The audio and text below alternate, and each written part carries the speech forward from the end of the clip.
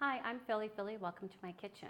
Today I'm sharing one of my grandma's very beloved recipes, and it's for her pecan rolls.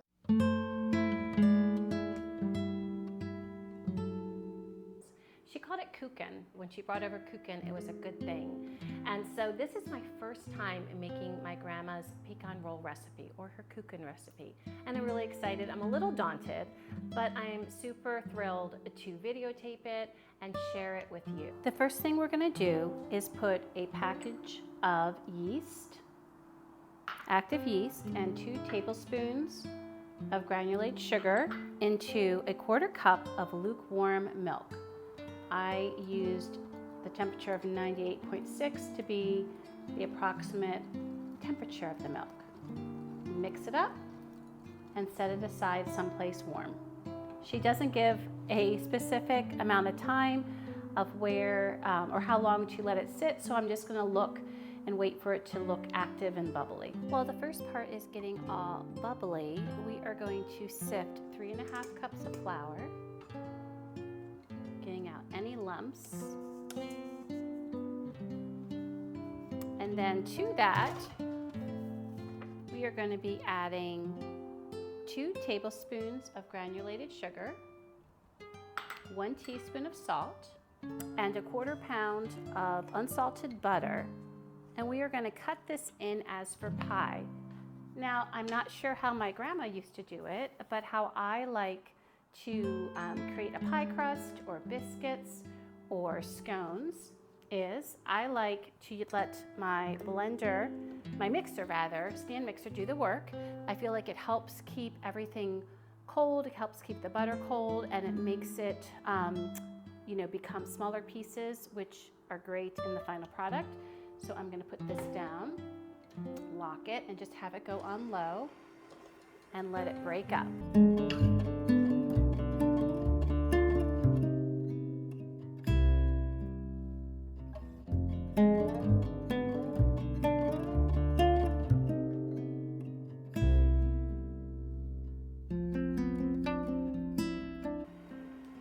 Okay, let's stop it and take a look. What I'm looking for is for the pieces to be small, and you can see right here, the piece is still pretty big, that piece right there. So I want it to be a little smaller, so I'm gonna let it go a little longer.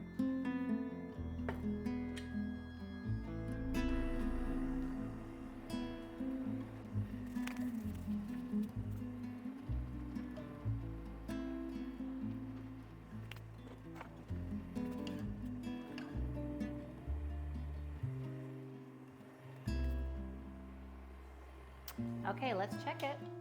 I'm gonna use my spatula to kind of bring some of it up, and I'm gonna feel it with my fingers. So yes, it is, there's still some little bit big chunks, but it's just more sandy.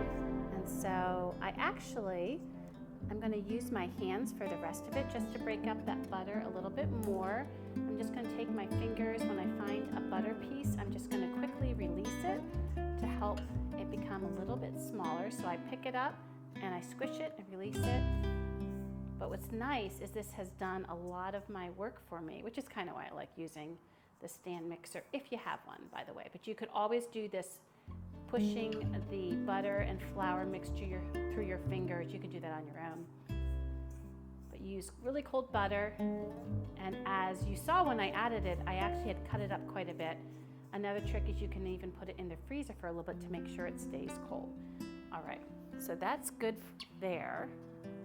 Now what we're gonna do is we are gonna take 1 cup of cream, and we're gonna add 2 whole eggs to it. The other option is to add 3 egg yolks, but I'm gonna add the whole eggs in this case. And I'm just going to get those mixed in here in this measuring cup before I add it to my mixture right here that we just put together with the flour, the butter, the sugar, and the salt. And you can see this has a beautiful hue.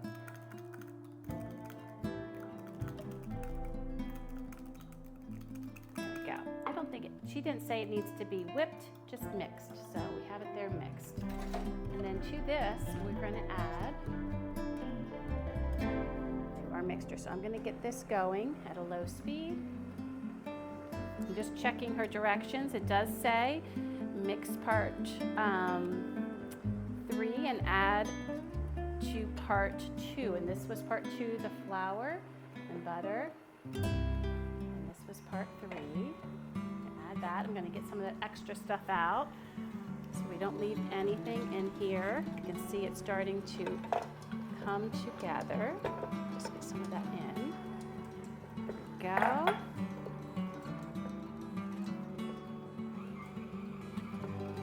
Get going. Okay, I'm going to stop there.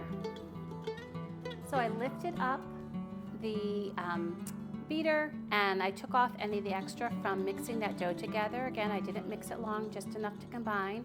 And then look what has happened to our milk, yeast, and sugar. It has gotten bubbly, it has risen, it looks perfect to add to our mixture now. We're going to add that.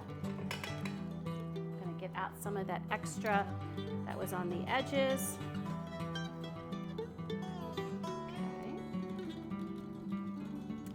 We are going to combine this part.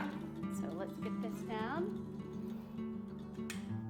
get that locked, and get it gently combining.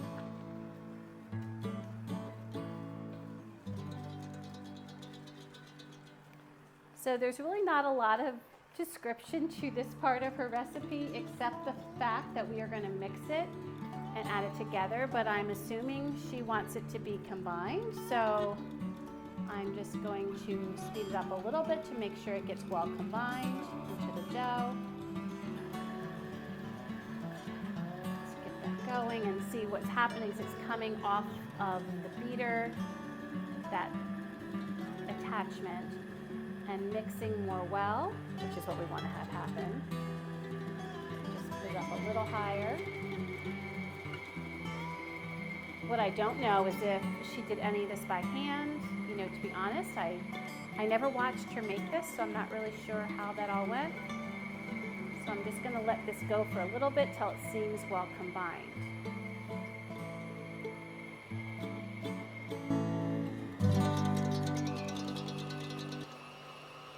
Okay, I'm going to guess this is combined enough. We're going to stop it. Lift it, take off the extra, and hope this does the trick. After I get all of this off, I'm going to be chilling this in the refrigerator overnight. I'm sure I'm going to transfer it to a smaller bowl so as to not take up so much room. Although, you know what I think I'm going to do? I actually think I'm going to wrap it in saran wrap. She doesn't mention doing that, but I think that might be a better option, and I might even decide to wrap it first in some parchment paper. I don't know, I got to figure that out, but I think I'm just going to wrap it in some saran wrap. There's a considerable amount of butter in here, and I'm hoping that that will be okay and do the trick. I ultimately decided to not fully wrap it in saran wrap. I laid it on saran wrap and then I transferred it to a bowl. Not too big a bowl, it's one that would be easy to put in the refrigerator.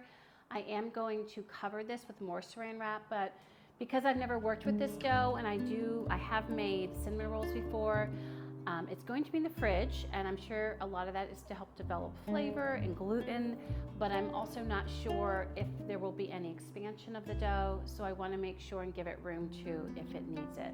So again, I'm just going to cover this and put it in the refrigerator for overnight. We put in the dough overnight, and as you can see, it has definitely risen some, so I'm glad that I put some plastic wrap on the bottom, but did cover it and put it in a bowl so that it could expand since it did have yeast in there. So we're going to set this aside first because we need to prep the pan that the pecan rolls will go in. In the pan, I melted some butter, 2 tablespoons, right over top of my stovetop. This is a 9-inch round pan, and this is what she traditionally used. To the 2 tablespoons of melted butter, I'm going to add a 1/2 cup of sugar. Break that up and kind of put that all around. Got a hard spot there.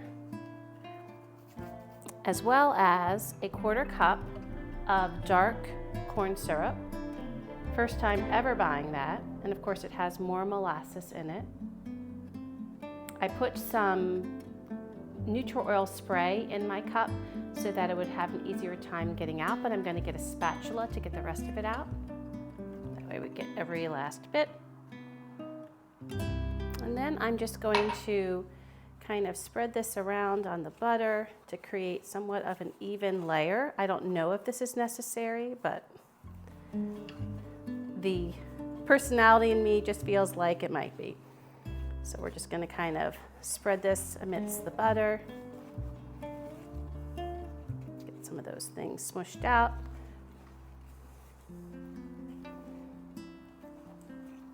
There we go. Excellent. Again, it doesn't have to be perfect, but I think it'll make for a more even layer on the bottom. This is what the sticky yumminess is going to be on the bottom. I'm going to get that last little bit of brown sugar and sprinkle that on. And knowing what I know about balance, I'm actually going to sprinkle just the tiniest little bit of salt in here to help offset the sweetness and make it even more tasty. You can leave this step out, but I just feel like so many cooks these days do that to just help give that a balance and lift a flavor. And then next we're going to be adding a 1/2 cup of pecans. So I'm using whole pecans for the bottom here. I'm going to use my scoop just to measure. You could of course just eyeball it. And I'm going to actually kind of sprinkle these around the bottom just to create a layer. Now, as a little girl, I actually would always pick these off because I was not super into pecans when I was younger. I'm also, for look's sake, going to flip these over. Again, this is not necessary, but I know the other side of the pecan is pretty, and I kind of want to see that. I'm noticing a few gaps, so being that we measure with our heart, I'm going to be adding a few more here because I want to make sure every pecan roll has some delicious pecans, because now I love these. So 1/2 cup is kind of where you start in my opinion, and then you might want to add as needed to make sure that everyone gets a lovely bite of the crunchy nut. There we go, I think we're good. So we'll set this aside and get our dough ready. Okay, so let's get working on this dough. I'm going to unwrap it, the top. I've never worked with this dough, so I first just want to see what the texture feels like. It's not actually too sticky, you can see. It's pushing back just a little bit. I think it's going to be pretty sturdy, which does give me hope with making these pecan rolls. So I'm first going to flour my board lightly. She doesn't mention this, but I'm pretty sure like that's what I would normally do with making cinnamon rolls. I want to make a 12-inch long roll. She does specify that, a 12-inch long rectangle. So let me just get this kind of spread out, get it on my hands, and let's turn this out. Since I used plastic wrap, you can see how easily it comes off. So, oopsie, don't do that. But you can see I'm really glad I actually put plastic wrap on the bottom because it really enabled it to come out quickly. Not that it would be a major problem, but I'm pretty happy about that. I'm also going to just give it a little bit of flour in the top. I know enough about working with dough that I don't want to overuse the flour because it can make the dough more tough, less tender. And so I want to, the next thing I also want you to know is this is enough for 2 pecan rolls. So one thing I do want to do first is I want to split this in 2, and I'm going to wrap this dough, half of it, and put it in the freezer for another use. And I can let you know later down in the description how that turned out once I do make a second loaf. So let me get my dough scraper out now so that I can do that. Okay, so I'm just going to eyeball this and split this in 2. Seems about right. And I'm going to take this and wrap it and use it for another time. Okay, so with that out of the way, let's get back to making this into a rectangle. So I am first, just to make my job a little bit easier, I'm gonna actually form it into a bit of a rectangle, just to help make shaping easier. And then I'm going to get my rolling pin and start rolling. A little flour in my rolling pin. Okay, so let's see. Just getting this rolled out. Again, to be about 12 inches long. Already getting to that length pretty quick. A pretty easy dough to work with. I've made cinnamon rolls, and the dough I used for it, which is, again, as I mentioned, a very different kind of dough. This is not going to be so much a light and fluffy dough, if I recall, but it is a rich, and so here I have my melted butter, and my grandma did not specify how much butter to spread down there, so I just melted 3 tablespoons of butter to make sure I'd have enough. I'm not sure if we'll need it all. I'm going to actually kind of pour it and then spread it. Certainly the butter is what makes the filling absolutely delicious and become moist and cinnamony and sugary and all that good stuff. So I do want to make sure and be generous, but I also don't want to have too much. So there we go, just making sure we have a nice layer of butter. And I can't state enough how easy this dough so far has been to work with. So, you never know with some of the dough that you're using to make some of these treats how it's going to turn out, but that one turned out well. So I have a tablespoon left, so 2 tablespoons of butter would be absolutely fine, and I will be adding that to the recipe, to my grandma's notes. The next thing we're going to do is we are going to mix, I believe it's a 1/4 cup of sugar with 1 teaspoon of cinnamon. So I have that here in my bowl. That is a lot for this size. Oh my goodness.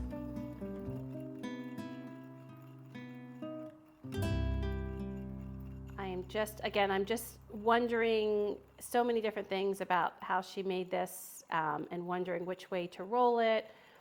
I just wish she was here that I could kind of have a lot of these questions answered, but we're just going to do our best.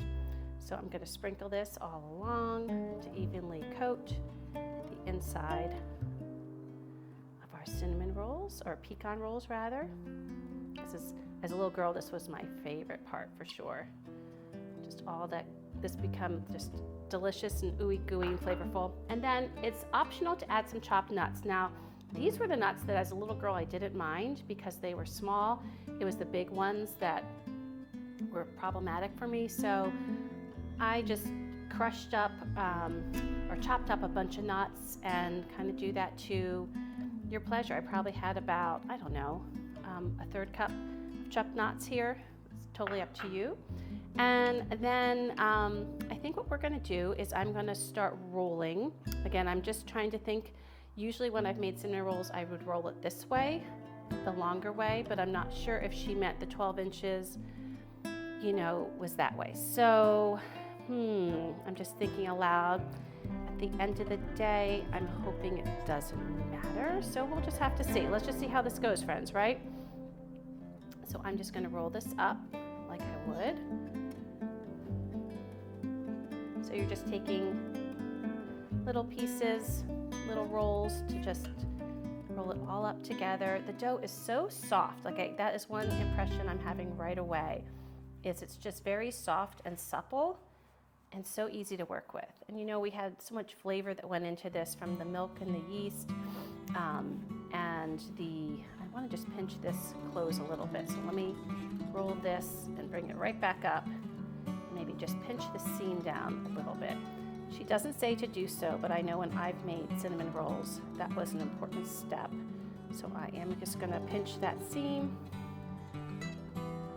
And it might have been one of those that was assumed, right? So I wonder, especially when you have a handwritten recipe, you're just not sure how much of the information is assumed that you already know. So I'm just pinching that closed. All right. Now, I know I've seen on, many people's recipes where they use, string to cut these. I'm going to be cutting these with actually a cheese knife. I find it works well because it has holes in the middle, so let me grab that. All right, So now I'm going to start cutting and then placing. I'm going to start around the edges and then fill in the middle. I think that's kind of good course of action. For loveliness' sake, I'm actually going to be cutting off this end here. And she says to make them 3/4 inch to 1 inch slices. So let me see. I was hoping this one would work well, but it's doing okay. It's doing all right. All right, so I'm going to put this around. You might have a better knife that you use. Just bring these around.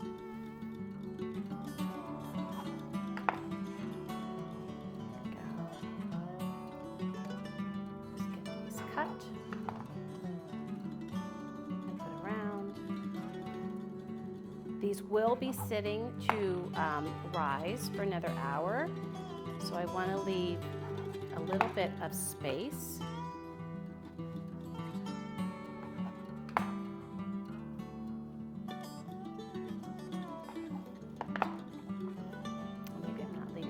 Space. Let me just, I'm actually going to save this smaller one for the inside, keep these larger ones for the outside. I'm sure once she's made this so many times, she knew exactly how many to put around the edge and how many to put in the middle, right? All those questions that I'm curious about right now.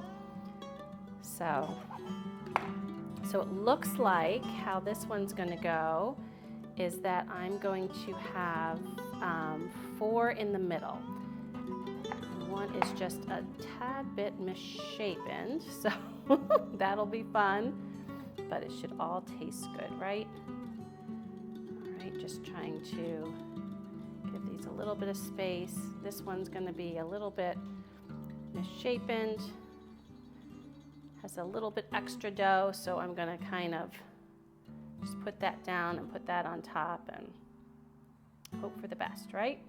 Okay, there we go. So this seems about right. They have some room to puff up when they bake. They have some room to also rise. And now what we're going to be doing next is we're going to let them rise for 30 to 60 minutes. I'm going to opt for 60 minutes just to give them a chance to become all that they need to be. And I'm going to cover it, by the way, with an oiled piece of plaster wrap.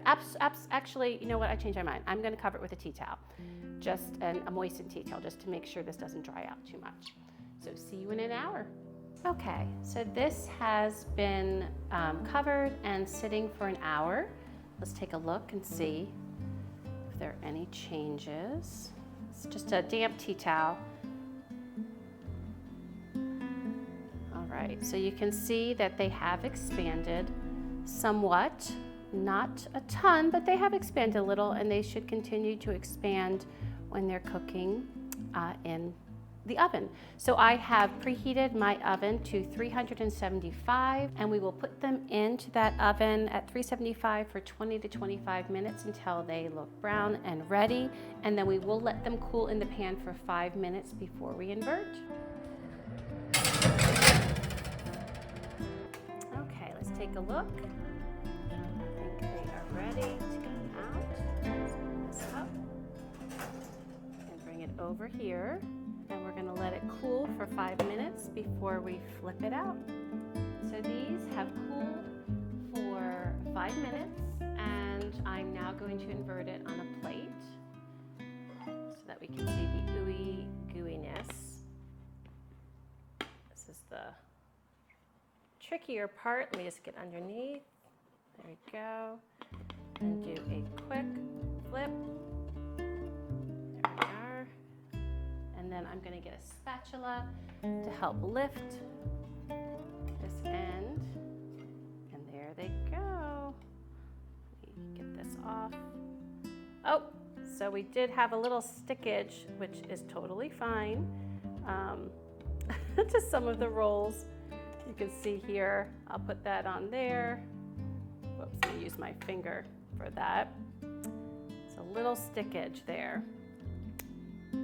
I'm wondering if next time I think I will use parchment paper. I don't think my grandma ever used parchment paper, and she doesn't mention it, but certainly I would do that. The other thing I'm going to make sure and do, if you see the pan has all this loveliness, is I'm going to scrape that and put that on the top. What's nice about that caramel is I took it off and spread it, and you see here in the middle where some of them have come undone. That was able to cover up the little bit of the oopsie from some of the the pecan rolls sticking to the pan. So now it looks just as beautiful as it should. Now it's time for tasting. Okay, here we go. I'm going to take one of these lovely pecan rolls, and they pull apart. Let me just show you how that looks. See how soft the dough is. It's pillowy. It is soft and pillowy inside. And let's give it a taste. Getting a bite that has the caramel. It has a lovely pecan.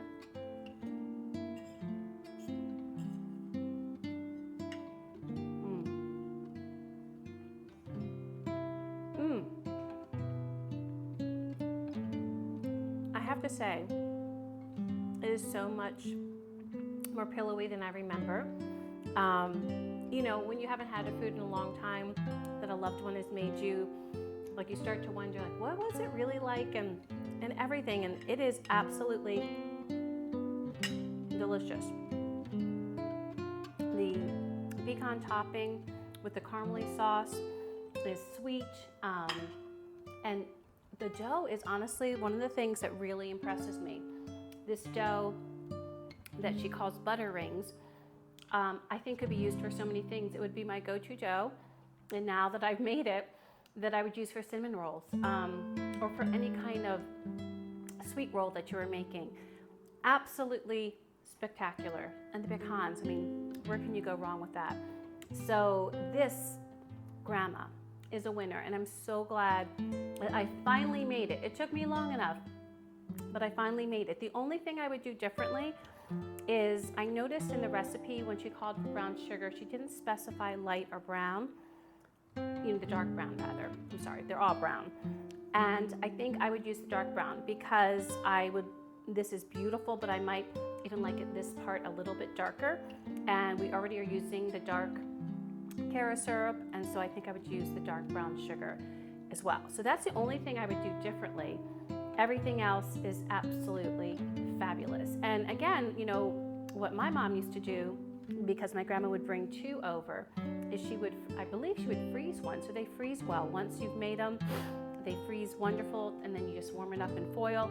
And in fact, when you're warming it up after the initial bake, you know, warming it up wrapped in foil is the best way to have it. You can, of course, try to put it in the microwave, but if you're doing a large, you know, amount of it, you'd want to put it in the oven, wrapped up in a low oven, and then enjoy it. So friends, I hope you try the pecan rolls that my grandma used to make.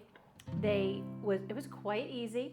It just took a little bit of time, like just an overnight for the dough, and then, you know, an hour to rise. So truly, you could put together this dough before Christmas morning and then roll it out. You saw how easy the dough was to roll out. Like, it's shocking to me how easy that dough was to work with. It is definitely going to be my go-to dough for any of these things. So I hope you enjoyed this, and until we eat again, thank you so much, friends.